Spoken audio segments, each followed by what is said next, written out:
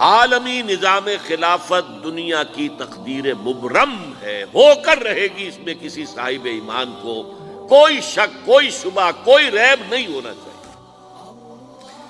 البتہ اس کا اب دوسرا پہلو کیا ہے، اس کا آغاز کہاں سے ہوگا؟ پہلی بات تو یہ، ہمارے بعض لوگوں کے ذہنوں میں، سادہ دل لوگ وہ سمجھتے ہیں کہ پوری دنیا میں ایک ہی دفعہ آ جانی چاہیے،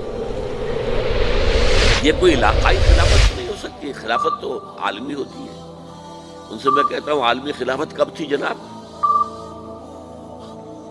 یہ تو نہ خلافت راشدہ میں عالمی تھی، کیا ہندوستان شامل تھا اس میں؟ کیا چین شامل تھا؟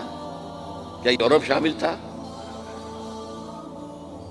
اور پھر جو خلافت کے نام سے جو ملوکیت چلی ہے، وہ بھی صرف آپ دور بنو امیہ میں کہہ سکتے ہیں کہ وہ پورا عالم اسلام کم سے کم اس کے تحت تھا۔ بعد میں خلافت عباس، بنو عباس میں، اور فاطمیین کی خلافت میں، اور آل عثمان جو ہیں آٹومان ٹرکس کی خلافت میں ٹکڑے تھے، اس سے بکھرے تھے، کوئی مانتا تھا، کوئی نہیں مانتا تھا۔ اور سب سے بڑی بات یہ، اگر ایک دم پوری دنیا پر خلافت قائم ہو سکتی تو حضور کے دست مبارک سے ہوتی، لیکن نہیں ہوئی۔ نتیجہ کیا نکلا؟ ایک ملک میں حضور نے قائم کر دی، جزیرہ نما عرب، یہاں خلافت قائم ہو گئی، حضور خلیفہ ہے۔ اس کے بعد آپ کے خلفائے راشدین نے پھر اس کو وسعت دی، شرقاً غرباً شمالاً۔ 3 کالمز نکلے ہیں فوجوں کے، صحابہ کرام کے، 3 کالمز، ایک ایسٹ ورڈ، ایک ویسٹ ورڈ، ایک نارتھ ورڈ۔ ایک عراق کو فتح کرتے ہوئے ایران میں پہنچ گیا، خراسان تک چلا گیا۔ ایک شام کو فتح کرتے ہوئے اور پھر سینائی پیننسولا سے ہو کر افریقہ میں داخل ہوا اور اٹلانٹک تک پہنچ گیا۔ تیسرا سیدھا شمال میں گیا، لیکن یہ زیادہ دور نہیں جا سکتا تھا، کوکیشین ماؤنٹینز آ گئے، کوہ قاف۔ اس زمانے میں تو یہ یوں سمجھیے کہ امپیسیبل تھا نا، کوہ قاف، لہذا وہاں آ کر رک گیا۔ اب بھی یہ ہوگا، کسی ایک جگہ سے شروع ہوگا پھر پھیلے گا، اس کے سوا کوئی چارہ کار ہے ہی نہیں۔ اگر ہر جگہ پوری دنیا میں ایک ہی وقت میں ہو سکتا تو حضور کے دست مبارک سے ہوتا صلی اللہ علیہ وسلم۔ اب وہ نقطہ کون سا ہوگا، نقطہ آغاز کون سا ہوگا؟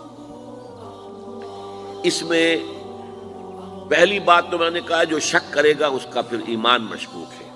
ہوگا، لازماً ہوگا، گلوبل ہوگا، پوری دنیا میں ہوگا۔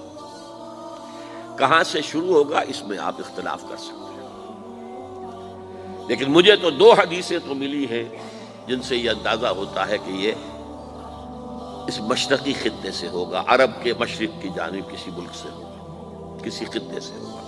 وہ حدیثیں بھی اب آپ پڑھ لیجیے پہلے۔ پھر میں کہہ رہا ہوں، یہ خزانہ ہے جو ہم نے آپ کی خدمت میں پیش کیا ہے، کاش کہ آپ اس کی قدر کر سکیں، یہ حدیثیں آپ کو ازبر ہو جائیں، یاد ہو جائیں، لوح قلب پر نقش ہو جائیں۔ ہندوستان اور خراسان یعنی موجودہ افغانستان کا ذکر۔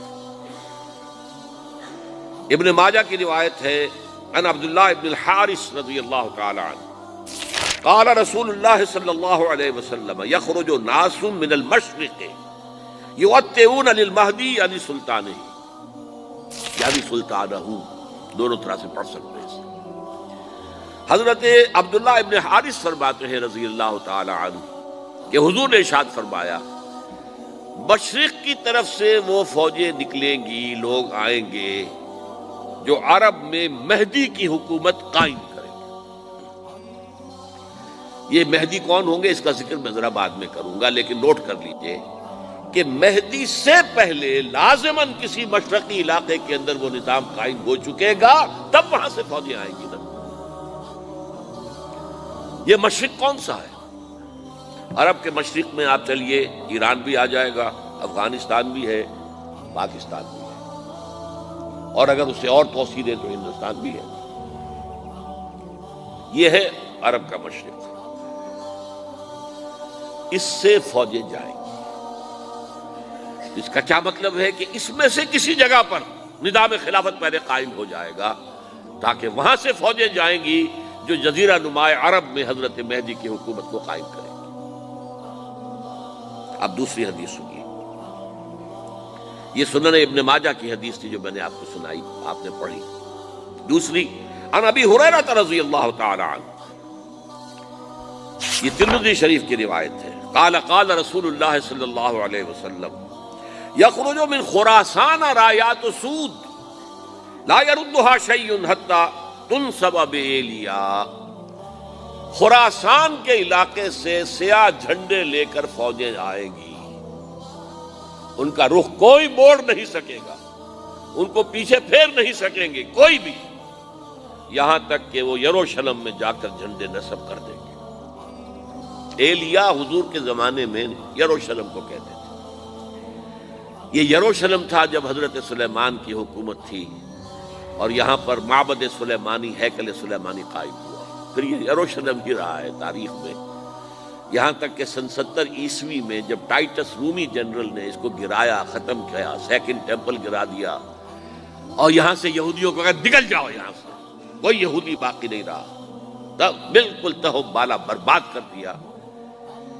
اس کے کوئی 150 سال بعد ہیڈریان، رومن ایمپرر ہیڈریان، اس نے پھر دوبارہ آباد کیا اس شہر، 150 سال تک یہ بالکل بنجر اور بالکل غیر آباد پڑا تھا۔ اب ہیڈریان نے جب آباد کیا تو اس کا نام ایلیا رکھا، اب یروشلم نام نہیں تھا، تو حضور کے زمانے میں پھر اس کا نام ایلیا تھا۔ اور اب اس سے کیا معلوم ہو رہا ہے کہ یہ یروشلم مسلمانوں کے قبضے سے اس وقت نکلا ہوا ہوگا، ایک دفعہ پہلے نکلا تھا، سن 1099 عیسوی میں مسلمانوں کے ہاتھ سے نکلا، کروسیڈرز عیسائیوں نے آ کر اس کو قبضے میں کیا، لاکھوں مسلمانوں کو مارا، قتل کیا۔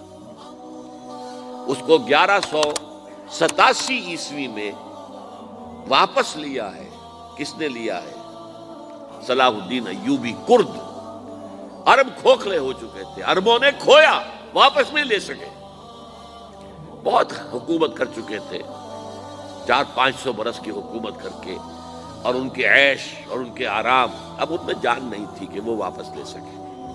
واپس لینے والا گرم کرد خون تھا، صلاح الدین ایوبی۔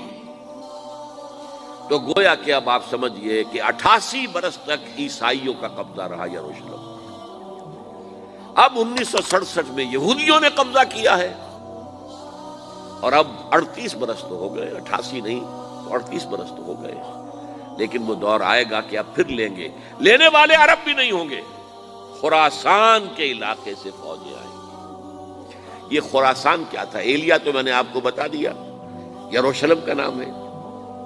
خراسان اس زمانے میں ایک بہت بڑے ملک کو کہتے تھے، کچھ حصہ پاکستان کا بھی اس میں شامل ہے، کچھ حصہ ایران کا بھی ہے، ایران کے اس حصے کو اب بھی خراسان کہتے ہیں، وہ ایک صوبہ ہے، خراسان ایک صوبہ ہے ایران کا چھوٹا سا۔